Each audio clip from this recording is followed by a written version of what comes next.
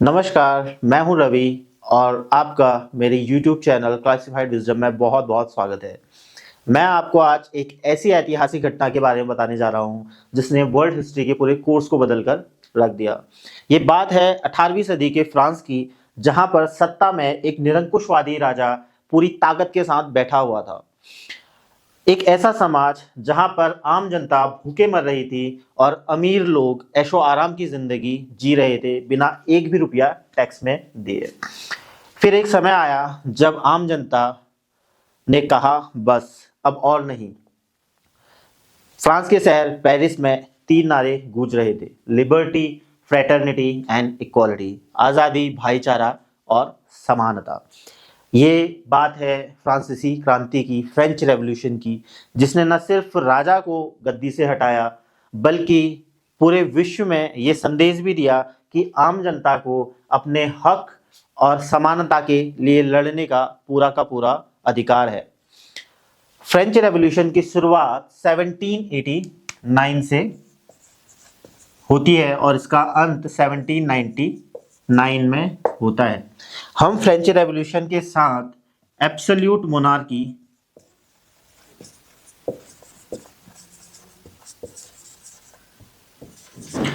और organised religion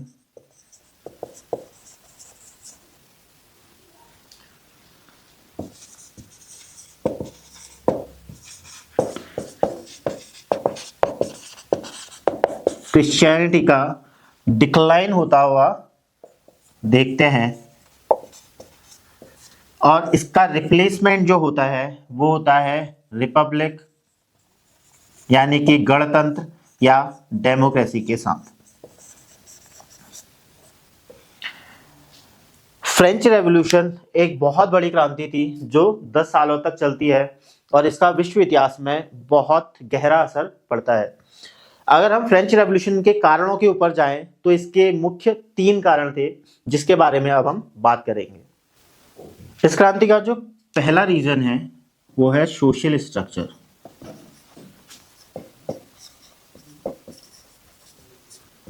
यानी कि फ्रांस का सामाजिक ढांचा। फ्रांस का समाज 3 वर्गों यानी कि 3 स्टेट्स में बटा हुआ था। जो पहला स्टेट था वो था क्लर्जी। क्लर्जी में रिलीजियस पीपल आते थे, यानी कि ऐसे लोग जो धर्म से जुड़े हुए थे, जैसे कि चर्च के फादर, प्रीस्ट, बिशप, पॉप। तो ये सभी लोग क्लर्जी कैटेगरी में आते थे। इसका जो दूसरा स्टेट था वो था नोबल्स। नोबल्स में जो भी एरिस्टोक्रेट्स थे, यानी कि जितने भी संभ्रांत व्यक्ति थे, जैसे कि राजा का फैमिली परिवार या उसके अलावा आर्मी कमांडर्स, जितने भी आनुवंशिक अलीट जनता थी फ्रांस की, वो नोबल्स कहलाती थी। इसके अलावा लैंडलॉर्ड्स होते थे जिनके पास बहुत बड़ी बड़ी जमीनें होती थी, कई बार 100-100 200 गांव तक उनकी जमीनें फैली हुई होती थी। तो ये सभी लोग नोबल्स कहलाते थे। इसका जो थर्ड स्टेट था वो था कॉमन पीपल का। कॉमन पीपल को फ्रांस में सैंस कुलोट्स भी कहा जाता था। जो कॉमन पीपल थे वो थे middle class and poor class. इसमें आते थे labours, workers, peasants, teachers, lawyers, small businessman, small land holders जिनकी छोटी छोटी जमीनें होती थी, स्मॉल ट्रेडर्स, जो बेसिकली मिडिल क्लास या पुअर क्लास में आते थे, वो कॉमन पीपल कहलाते थे। जो पॉपुलेशन डिविडेंड था वो बेसिकली कॉमन पीपल का था 95% शेयर, यानी कि 95% लोग फ्रांस में कॉमन पीपल थे और बाकी बचे हुए जो 5% है वो क्लर्जी और नोबल्स थे। लेकिन जो मैक्सिमम लैंड होल्डिंग्स थी फ्रांस में वो सबकी सब नोबल्स और क्लर्जी के पास थी। कॉमन पीपल के पास बहुत कम लैंड होल्डिंग्स थी और ज्यादातर जो पीजेंट्स थे वो लैंडलेस थे। अब ये समाज जो है ये बहुत अनजस्ट, यानी कि अन्यायपूर्ण एंड अनइक्वल था। यानी कि असमान था। जैसा कि फ्रांस में दो तरह के टैक्स थे, एक था टिथ टैक्स और दूसरा था टाइल टैक्स। जो टिथ टैक्स था वो क्लर्जी लगाती थी कॉमन पीपल यानी पीजेंट्स। जो क्लर्जी होती थी यानी कि जैसे चर्च है तो चर्च की बहुत बड़ी बड़ी लैंड होल्डिंग्स होती थी, तो उस लैंड्स में जो भी पीजेंट्स रहते थे उनके ऊपर वो चर्च 10% का एक टैक्स लगाता था टोटल प्रोडक्शन का, जो किसान को चर्च को देना होता था। उसके अलावा एक टाइल टैक्स था जो किंग कॉमन पीपल के ऊपर लगाता था। और ना क्लर्जी ना नोबल किसी को भी कोई भी टैक्स नहीं पे करना होता था। इसके अलावा ये दोनों ही कुछ सर्विसेज लेते थे कॉमन पीपल से फ्री ऑफ कॉस्ट, यानी कि कोई भी पैसा नहीं देते थे पीजेंट्स को जिसके बदले ये सर्विस लेते थे। जैसे कि क्लर्जी 10% टैक्स तो लेती ही थी, इसके अलावा जो क्लर्जी के पास चर्च के पास लैंड होती थी उसमें वो कई बार विदाउट पेमेंट काम करवाती थी पीजेंट्स के द्वारा। इसके अलावा जो नोबल्स थे उसमें जो लॉर्ड्स होते थे जिनके बड़े बड़े मेमोरियल हाउसेस होते थे, उनकी जो लैंड होल्डिंग्स होती थी उनमें भी पीजेंट्स को फ्री ऑफ कॉस्ट काम करना पड़ता था, फार्मिंग करनी पड़ती थी। इसके अलावा अगर वहां तार बाड़ करना है, फेंसिंग करनी है, अगर लॉर्ड की वाइन यार्ड है तो वाइन प्रेसेस करनी है, ये भी फ्री ऑफ कॉस्ट करना पड़ता था। और बाकी अगर मैनर हाउस में अन्य चीजें होती थी तो वहां पर भी फ्री ऑफ कॉस्ट सर्विस देनी पड़ती थी हफ्ते में 2-3 दिन पीजेंट्स को। इसके अलावा पीजेंट्स को लॉर्ड्स की आर्मी में भी साल के कुछ महीने काम करना पड़ता था। तो ये कुछ सर्विसेज थी जो फ्री ऑफ कॉस्ट देनी पड़ती थी पीजेंट्स को, कॉमन पीपल को, इन दो वर्गों को। तो इससे हमें समझ आता है कि काफी अनजस्ट और अनइक्वल समाज था फ्रांस का। इसका जो दूसरा रीजन है वो है economic crisis. Late 18th century में फ्रांस की जो आर्थिक स्थिति है वो पूरी तरह से खराब चल रही थी, वो पूरी तरह से क्राइसिस में चल रही थी। इस क्राइसिस का एक रीजन तो फ्रांस की पॉपुलेशन है। फ्रांस की पॉपुलेशन काफी तेजी से बढ़ी 18वीं सदी में, लेकिन जो फूड प्रोडक्शन है वो उस तेजी से नहीं बढ़ा, जिसके कारण फूड शॉर्टेज फ्रांस को फेस करनी पड़ी। इसके साथ साथ ही फ्रांस में इस दौर में पुअर हार्वेस्टिंग हो रही थी, अच्छी खेती बाड़ी नहीं हो रही थी। साथ ही जो ट्रांसपोर्टेशन सिस्टम था फ्रांस का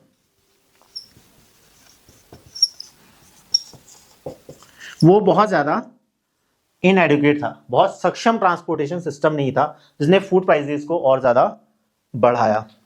इसके अलावा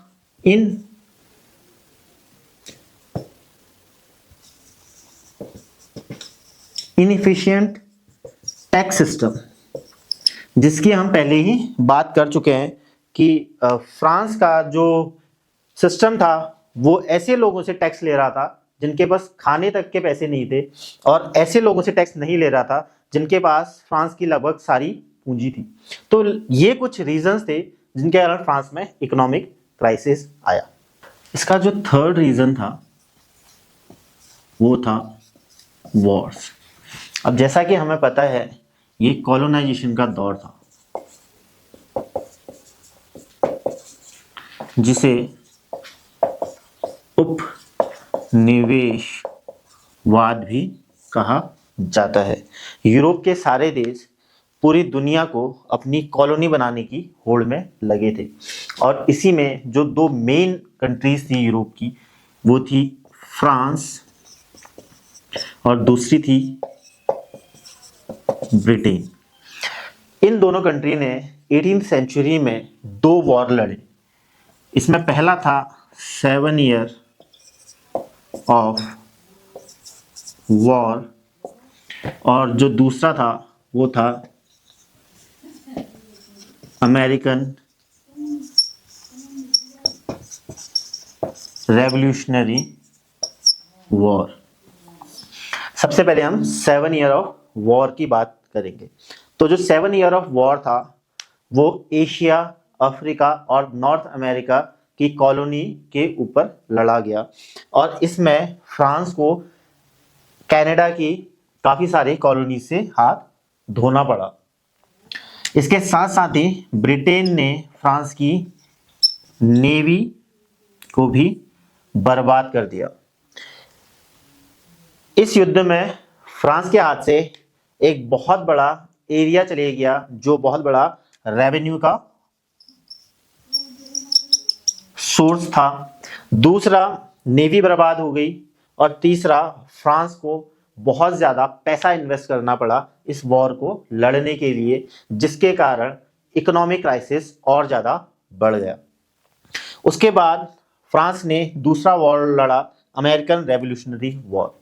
जैसा कि हमें पता है अमेरिका इस दौर में 13 स्टेट्स या 13 कॉलोनीज कह सकते हैं उसमें बटा हुआ था। तो ये जो 13 कॉलोनीज थी ये ब्रिटेन के हाथ में थी, लेकिन अमेरिका के रेवोल्यूशनरी खुद को ब्रिटेन से आज़ाद कराने के लिए लड़ रहे थे ये 13 के 13 स्टेट, और इसमें इन 13 स्टेट का साथ दिया फ्रांस ने।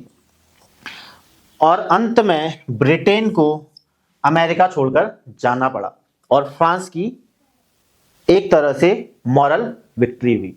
लेकिन फ्रांस को इसमें कोई रेवेन्यू बेनिफिट, कोई फाइनेंशियल बेनिफिट नहीं मिला। उल्टा फ्रांस को इसमें दोबारा से बहुत ज़्यादा मनी इन्वेस्ट करनी पड़ी, जिसने राजा की ट्रेजरी को पूरी तरह से खाली कर दिया और राजा जो है वो पूरी तरह से कर्ज में डूब गया। फ्रांस के जो बड़े बड़े लैंडलॉर्ड्स थे और बड़े बड़े मर्चेंट्स थे उनसे कर्जा लेकर। तो मेनली इन 3 रीजंस के अलावा कुछ अन्य फैक्टर, कुछ अन्य कारण भी थे जिन्होंने फ्रेंच रेवोल्यूशन को और ज्यादा भड़काया, जैसे कि एनलाइटनमेंट। हम सभी जानते हैं यूरोप का यह वह दौर चल रहा था जब यूरोप में नए नए राजनीतिक फिलोसोफर्स पैदा हुए और उन्होंने नए नए आइडियाज यूरोप में दिए। जैसे कि एक पॉलिटिकल फिलोसोफर हुए जॉन लॉक। जॉन लॉक का जन्म 1632 में और मृत्यु 1704 में हुई। लॉक इंग्लैंड के निवासी थे और लॉक का जो मेन वर्क था वो था द 2 ट्रीटीज ऑफ गवर्नमेंट, जो इन्होंने 1690 में लिखी। जॉन लॉक को फादर ऑफ लिबरलिज्म भी कहा जाता है।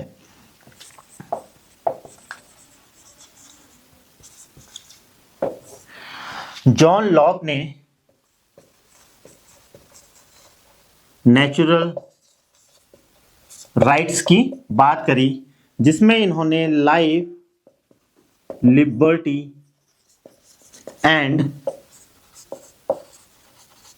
प्रॉपर्टी को इंक्लूड करा।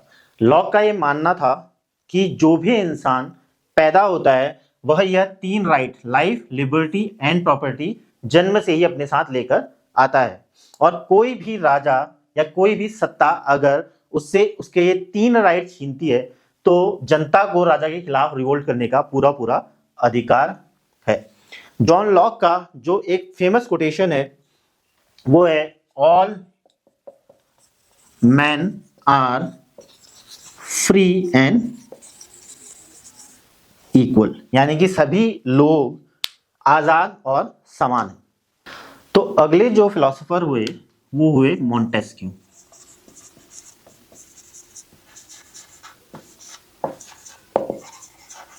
जिनका जन्म 1689 में हुआ और मृत्यु 1755 में हुई। मॉन्टेस्क्यू बेसिकली फ्रांस के ही निवासी थे और इनका जो मेन वर्क है वो है द स्पिरिट ऑफ लॉज, जो इन्होंने 1748 में लिखा। मॉन्टेस्क्यू की जो थ्योरी थी उसका नाम है सेपरेशन ऑफ पावर, जिसमें मॉन्टेस्क्यू कहते हैं कि जो मेन 3 पावर्स होती हैं किसी भी गवर्नमेंट की, लेजिस्लेचर,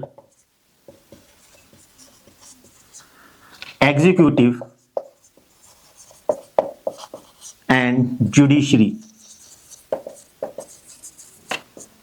यानी कि जो कानून बनाते हैं, जो उसे एग्जीक्यूट यानी कि लागू करते हैं, और जो उस पर चेक रखते हैं कि कानून सही है या गलत है, ये तीनों पावर्स अलग अलग इंस्टीट्यूशंस के हाथ में होनी चाहिए ताकि पावर का सेंट्रलाइजेशन ना हो सके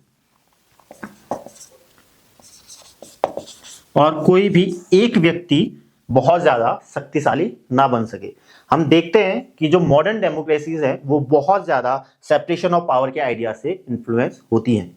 मॉन्टेस्क्यू का जो फेमस कोट है वो है, power should be a check to power, यानी शक्ति का शक्ति के ऊपर नियंत्रण होना चाहिए। इसी क्रम में हमारे जो थर्ड फिलोसोफर हुए वो हुए वोल्टेयर, जिनका जन्म 1694 और मृत्यु 1778 में हुई। वोल्टेयर भी फ्रांस के ही निवासी थे और इनका जो मेन वर्क है उसे कैंडिड कहते हैं, जो इन्होंने 1759 में लिखा। वोल्टेयर रिलीजियस इंटॉलरेंस,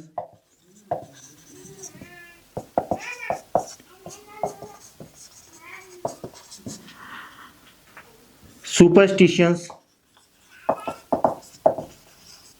और एब्सोल्यूट मोनार्की,